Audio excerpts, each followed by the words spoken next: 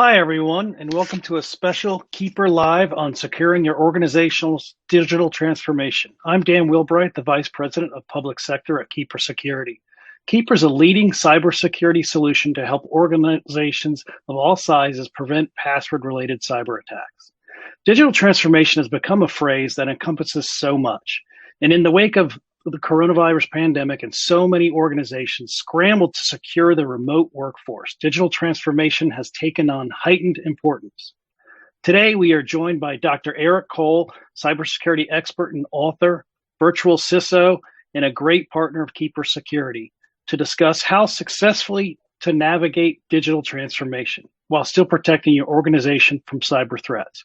Eric, thank you for joining us today. We're so glad you're here. Will you take a moment to tell us about yourself and how you got here? Pleasure to be here. Thank you so much for having me. I've worked in technology and cybersecurity for over 30 years. So I actually began my career as a professional hacker for the CIA, really breaking in, compromising, and looking at all the vulnerabilities within systems.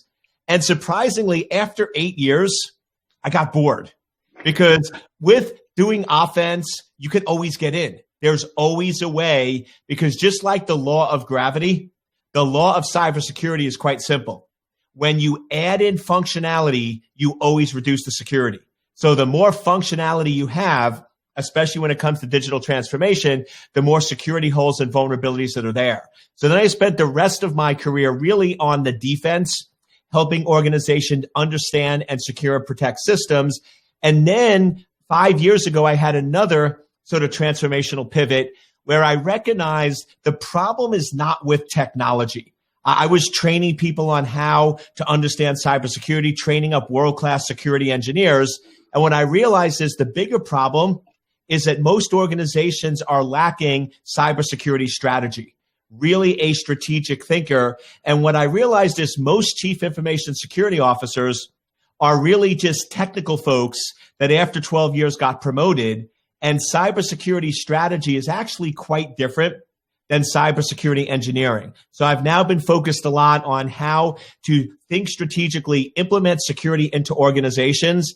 And this is so timely because one of the things I spend a lot of time with is how do you integrate cybersecurity into decision-making for digital transformation as opposed to treating it as an afterthought and building out something and then after it's hacked, you wake up and say, wait, I guess we should have thought about security. How do you think about it from the beginning? Well, yeah, such great insight. It makes a lot of sense coming from both sides and then now switching over to this. I know we've got a lot of questions, so I'm going to go ahead and get this kicked off. Let's really get started by really kind of diving in about what digital transformation means to you and why it's important, and maybe give us a couple examples of what that is. Sure. So I'll sort of peel away. So starting the formal traditional definition of digital transformation is taking things that were done manually and automating them with computers and technology to do them more efficiently. Well, what I find today is digital transformation is actually a little different, where it's taking things that are done by computers, because most things have some level of automation, and making it better and more efficient. And to me, the whole idea of digital transformation is how can you use cybersecurity as a business enabler? I believe that my purpose and the reason why I'm here on this planet is to make cyberspace safe, to make cyberspace a safe place to live, work, and raise a family. And what I find is technology can be very powerful if it's done correctly, and it can be very, very dangerous if it's done incorrectly. So I see a lot of organizations embrace technology, put a lot of information or even personal safety measures on it. They never think about security, and it ends really, really badly for a large number of people. So to me, digital transformation is how can we automate tasks as a business enabler and do it in a secure manner. So an example is I was just traveling with an organization that does COVID testing, and their business grew, I kid you not, by 300% in the 12 months. They were at about 30 million And within 10 months of COVID, they were at $280 million in revenue. And in their case, they were all about survivability, but they had a lot of exposures and vulnerabilities in PII. So I came in and said, okay, what are the key problems that we're trying to solve? And it was reliable, accurate test results in a timely manner to their clients. And then we went in and built out a whole project plan where security was integrated from the beginning, and then started rolling it out incrementally to make sure that each phase that we automate, there's checks and balances and security built in from the beginning. The analogy I like to give when I look at digital transformation is most people bake the cake, and then at the very end, they decide what icing should we put on the cake? Should we put vanilla, strawberry, chocolate? And that's how most people think about cybersecurity. They build out the process, they build out the technology, and at the very end, they're like, okay, I guess we should think about security, and they throw a few things on. To me, cybersecurity needs to be like the flour in the cake. The first thing you put in the bowl, the first ingredient, and most importantly, when the cake is done, you can't identify the flour. If security is done correctly, it should be so integrated into the digital transformation that you can't identify it. I always joke with my clients, I ask them to give me a tour of their data center after a digital transformation project. And then I say, show me your security. And if they could go, they don't realize it's a trick question. They go, oh, it's in this rack here. Here's our firewall. Here's our IDS. Here's this. We have all of our security separate in a separate rack with a separate key. And I go, you failed. They go, well, what do you mean? I'm like, the correct answer is you should step back and point to all the computers and say, there it is. It's integrated within. Because let's face it, if you can easily identify what the security is in a digital transformation project, so can the adversary, and they could bypass it very easily. Great point. And you're making me hungry with this cake talk. But I'm sorry. No, can you tell I haven't had lunch today? I can. And in your experience, who's in charge of taking the lead in digital transformation typically in an organization? Typically in most organizations, it's usually IT or technology that actually leads it. Mm-hmm. And in my opinion, that's actually not correct. Now, IT and security should be involved, but they shouldn't be leading it. Whoever in the business that is going to benefit or use it, they need to be the leader because they have the vision. Right. IT and security, our job is to make it work in a functional manner that's most efficient for us. That doesn't mean it's going to be what's best for the business. So to me, if you really want to have a good digital transformation, what IT or security needs to do is say, okay, who's the real champion? Who's the person that's excited about this, that can benefit the most, that could get the best results? And whether that's a business unit or sales or marketing, you want to have them be the champion and have them excited and help with the requirements. Now, they're not driving the train alone, right? Security and IT are right there with them to advise. But to me, what often happens is we have this great technical solution that is super secure and nobody uses it. Mm-hmm. And everybody bypasses it. I see this all the time where these companies spend $200 million on automating these records. It's just happened with a hospital. And nobody uses it because it's too complex, right. It's too difficult, and it didn't meet the requirements because it was designed and built by technical geniuses. And let's face it, the way technical geniuses think are a lot different than business doctors and admins. So you want to make sure the people that are going to use it and benefit are leading the charge so it's a solution that actually works with what they need and what is going to work within the business. Yeah, agreed. If you make it too hard to use and it's secure, no one's going to use it. It doesn't do anyone any good. So I agree with you. That's a great point. Are there any significant barriers to digital transformation within an organization other than kind of the story you just told? Anything else that stands out?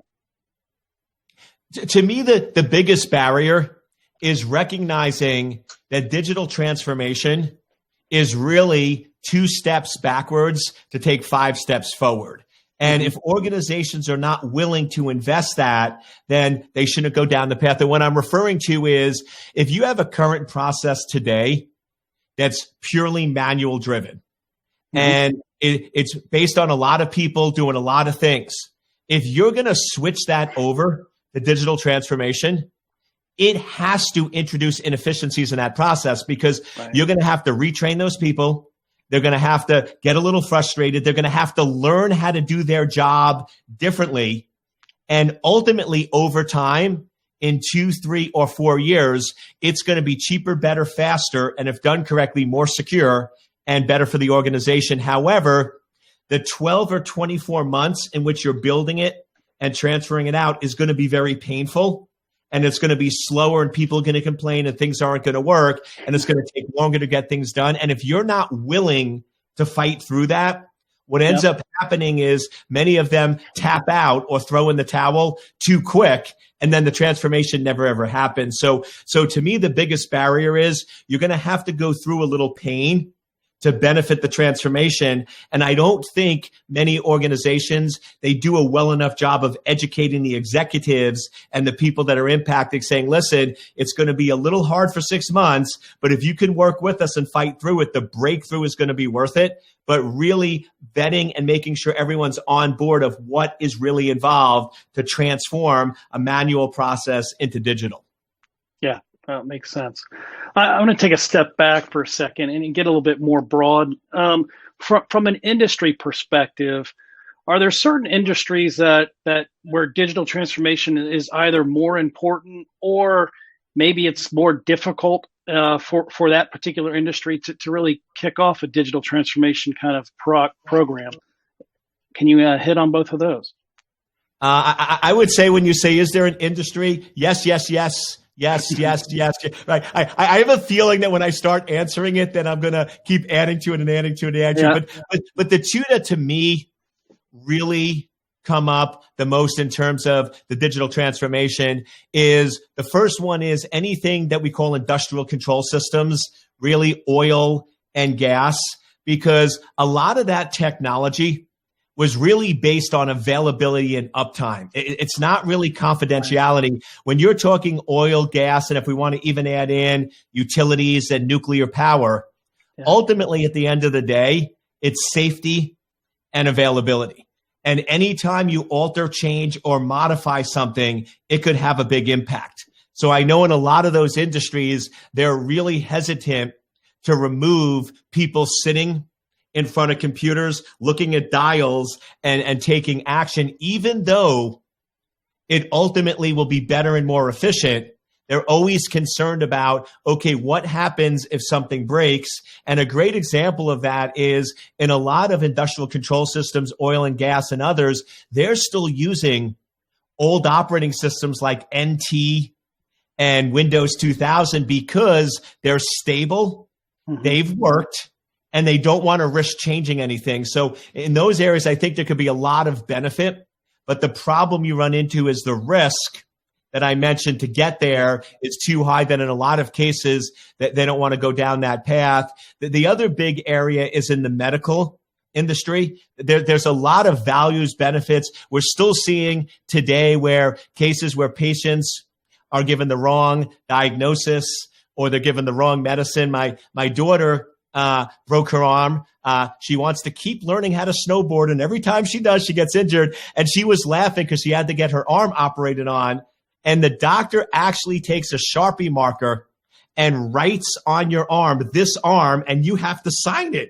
And she was laughing. She's like, Dad, is this a joke? I'm like, no, because this still happens today where they'll sometimes operate on the wrong person or the wrong body part. So to me, having digital transformation with checks, balances, and coordination can actually be huge in that area. But once again, you have these doctors that are brilliant and they're used to doing things a certain way. And they're very efficient at the manual tasks, which means, and I've witnessed this firsthand, where I've had doctors literally threaten my life and want to take me out because they're like, Eric, my manual method, I could get my job done in an hour. Now with your so-called, and they inserted a few different words that I won't repeat because we're PG-13 here. They said, because of your bleep, bleep, bleep digital transformation, it now takes me 3 hours to do. And I said, here's the difference. Your manual method took an hour to do, and will always take an hour to do. And in 10 years will still take an hour to do. My bleep, bleep, bleep digital transformation is taking 3 hours today because you're not familiar with it. But I guarantee in 6 months, it will take you 10 minutes to do your job. So is it worth it to have your job triple for 3 or 4 months? So at the end, you can do it in a sixth of the time before. And that's when you start getting your attention. So I think that those would be the two industries that I would really bring up the most. And to me, it probably once again comes down to education and really getting buy-in before you start the project, because everyone thinks digital transformation, that it's just going to magically fix and secure and make everything better. And that is just not the case. There's a lot of work behind the scenes. So I always try to get as many people involved and briefed so they understand what they're really up against before they go down that path. Yeah. Well, two great examples. Obviously, energy, oil, gas, as well as healthcare. In fact, I've had to sign a few limbs myself before surgery, so I can relate to that one.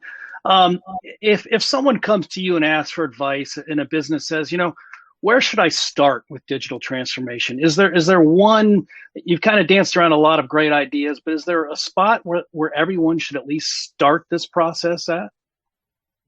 Start with a clear definition of what the problem is that you're trying to solve. To me, the biggest mistake that I see happen all the time is they start with a solution. They read an article about some cool new technology or some cool new method, and the geeks get around it and they're super excited that they want to have this within their organization. And they start going in with a solution, trying to create a problem that doesn't exist to justify the solution. And that's when you see these projects, and you hear about them all the time. You hear more about government, not because it happens more, but government has to publicize what private companies don't tell you. But these efforts where they spend 70 or $80 million and they're halfway through the project and they abort or abandon it because everyone is frustrated, angry, and mad. I could tell you 99.999% of the time, if not 100%, if we go back, it was a solution that was being forced into the organization. So don't worry about the solution. Don't try to figure out the solution. Say, what is the real problem? What is the actual problem that we're trying to solve here? What is it costing us today? And what are we willing to spend to reduce it by X%? Because to me, if somebody comes to me with a clear problem and says, Eric, we're spending $100 million and we want to reduce our costs over 2 years to 30 or 40% of that. Is this something where digital transformation can help? Now what we do is we have a clear understanding of the problem. We have a current state of where you are today, and we know what your goal is that you want to achieve. Essentially, we know what we can use to declare victory. Now, in many cases with digital transformation, you could keep going. If they only wanted a 40% efficiency, you can do 50, 60, 70. But the point is, at least you're now very clear in what's happening, what's going on. So to me, having, I guess, what most people would call a project plan. Now, you don't have to have this ridiculous complex one, but if I'm coming in working on any digital transformation project, I'm going to essentially ask you, what is the problem you're solving? And if you can't answer it in 2 to 3 sentences, I'm going to get concerned. What is your current state today? And what is your desired end state? And then once again, if you fumble and can't answer it, I'm going to call timeout really quickly. And I sometimes frustrate my teams and my partners because I've walked away from very large projects because they have no clue what they're doing and they're forcing a solution. And they said, Eric, why are you doing that? I'm like, because I'm not doing it for the money. And I know if I do this project, it's going to go off the rails. People are going to be frustrated. And I want to work in an environment where people are focused and positive and not angry and mad. And if you're starting with the solution, it's not going to end well, no matter how much money you throw at it. Yeah, great answer.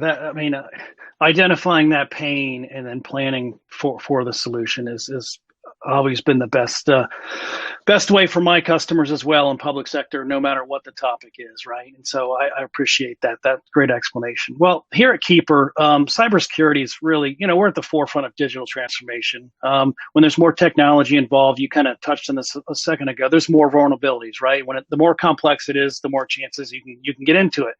So companies may not have a cybersecurity department. How do they ensure their digital transformation initiatives aren't leaving loopholes in the security in that situation? To me, there's two ways of doing it. One is there should be cybersecurity experts, and I believe cybersecurity departments. But I think one of the biggest misnomers is that cybersecurity is only the responsibility of the cybersecurity department. That's it. And they're the ones that handle it, nobody else. And to me, it's sort of like sales. In any organization, everybody does sales. If you go and ask any of my team members, what is their job? Their first job will be to help grow Secure Anchor and make it a viable entity and deliver quality service to our customer. Whether that's an engineer, an executive assistant, a marketing person, they all recognize that their ultimate job is to help make Secure Anchor successful. And I think it's the same way that we have to overcome this mindset that people can do whatever they want and it's cybersecurity's fault. We need to integrate security into everyone's business. So when we're starting off digital transformation, one of the roles that we often play is an education role for everyone on the team. So we're going to sit down with the core team of this digital transformation project, and we're going to spend time educating them on cybersecurity and making them aware of some of the dangers and issues and helping them understand, okay, cybersecurity is about three core areas: confidentiality, integrity, availability. For this project, what's the percentage? If I give you a pie chart and I ask you to break it up, what's the percent? Now, most people go, oh, it's all important. Great.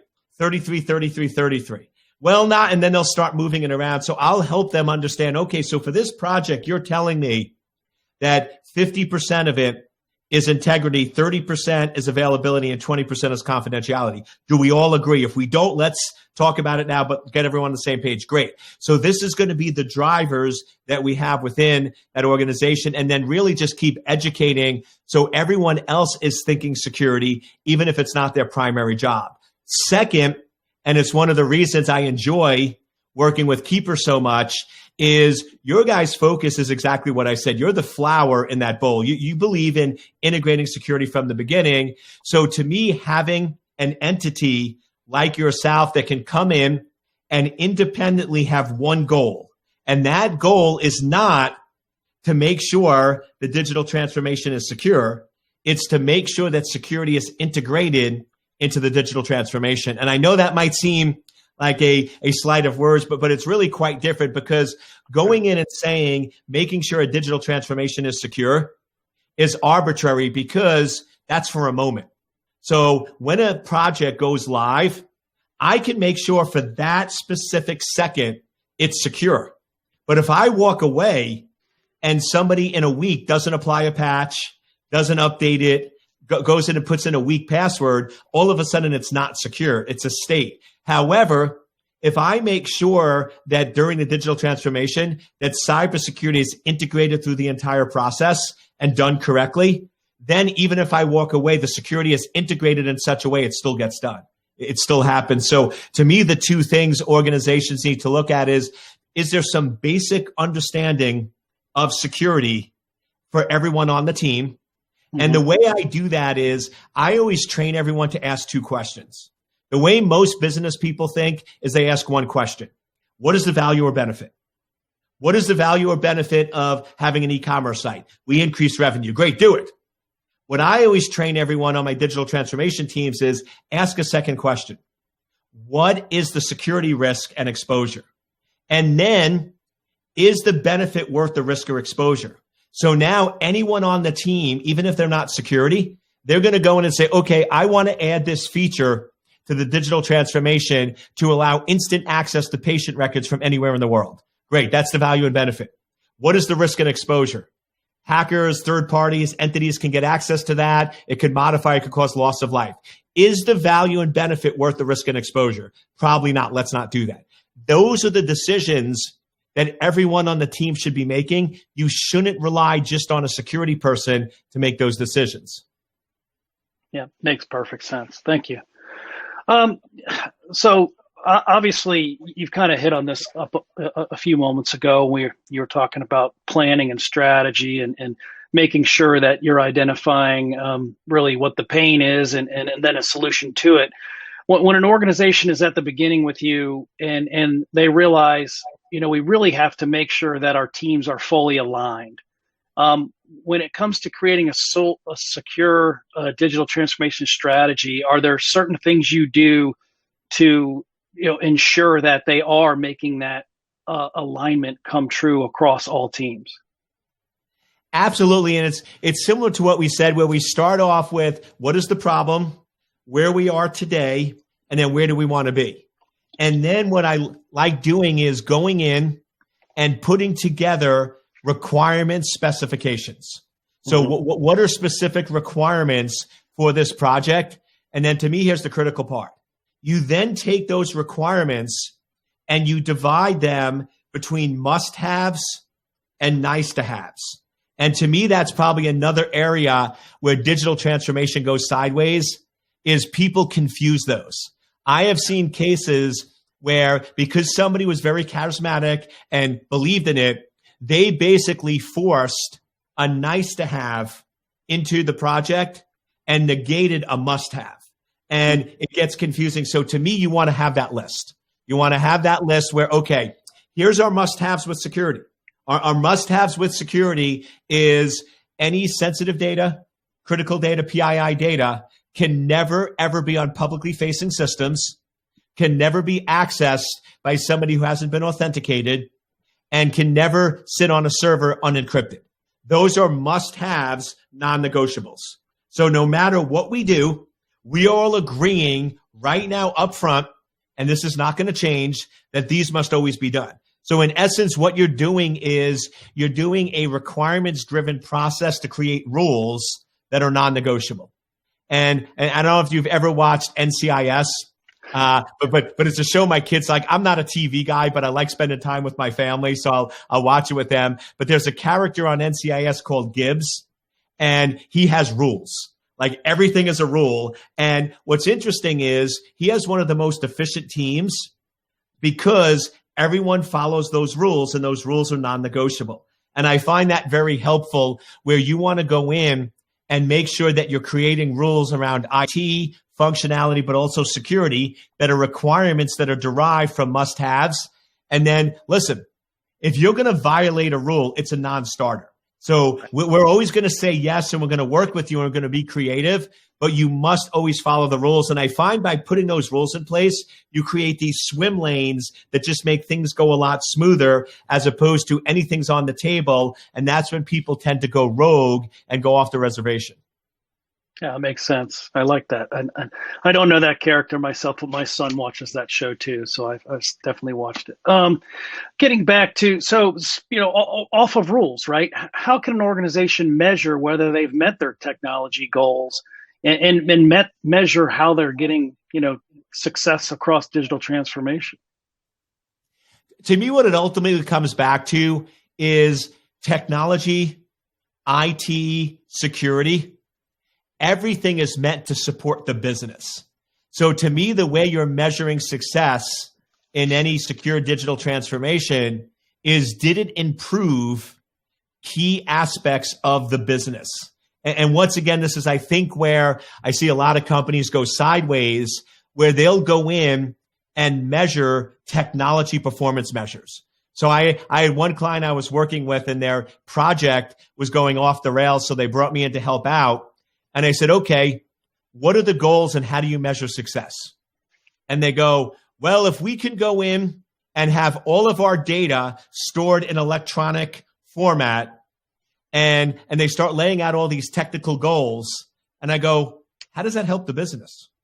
And I'm like, well, what do you mean? I'm like, so how does that improve profitability, improve revenue, improve customer performance? And they're looking at me like I'm speaking another language. And I'm like, that's your problem. So we regrouped and said, okay, from a digital transformation perspective, ideally from a business perspective, which is the category you're focused on? Are you looking at growing revenue, increasing profitability, increasing customer satisfaction, increasing reliability of results? Well, what is sort of the category you're trying to solve there?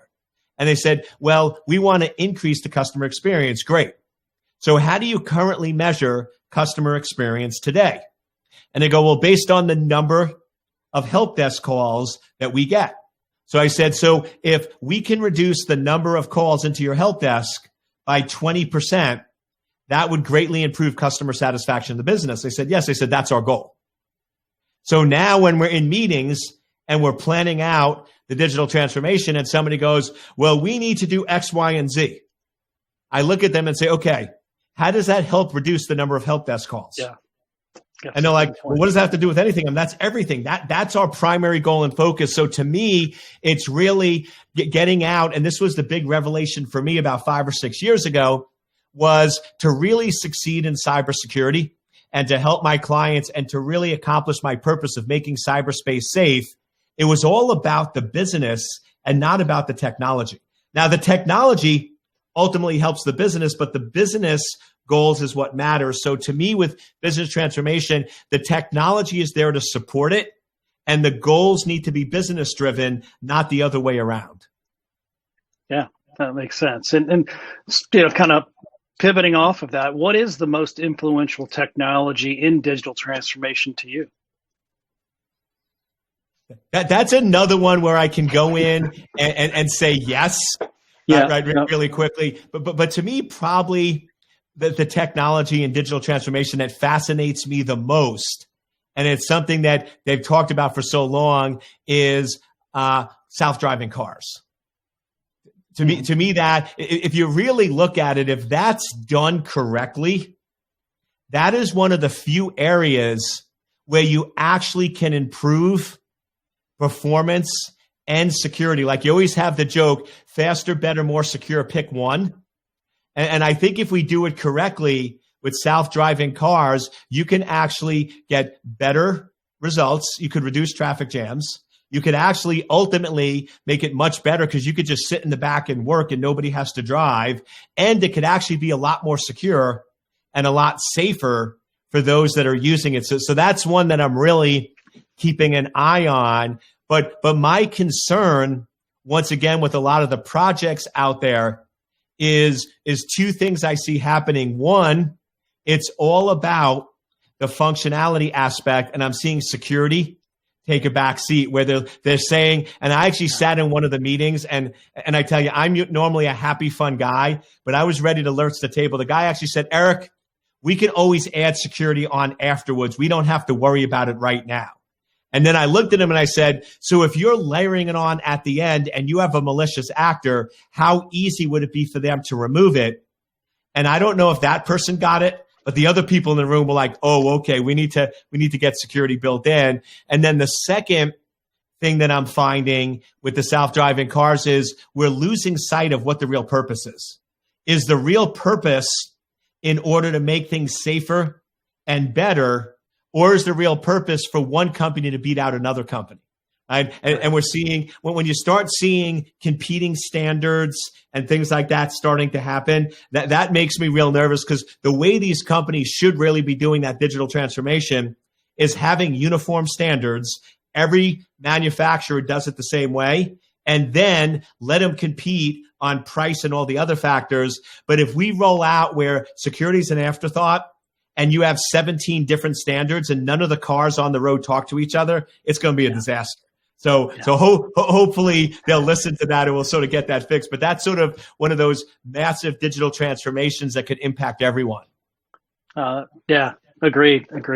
Thanks for that. So if someone's interested, how do they get in touch with you?